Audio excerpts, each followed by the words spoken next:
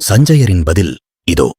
சஞ்சய உவாச திருஷ்டுவாது பாண்டவானீகம் வியூடம் துரியோதனஸ் ததாசாரியம் உபசங்கம்ய ராஜாவசனம்.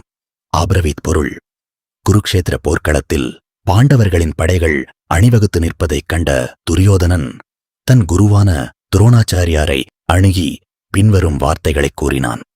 பாண்டவர்களின் இராணுவம் வியூகம் அமைத்து போருக்குத் தயாராக நிற்பதைப் பார்த்த துரியோதனன் தனது படைகளின் பலத்தை விட எதிரியின் பலம் எப்படி உள்ளது என்பதை உணர்கிறான்.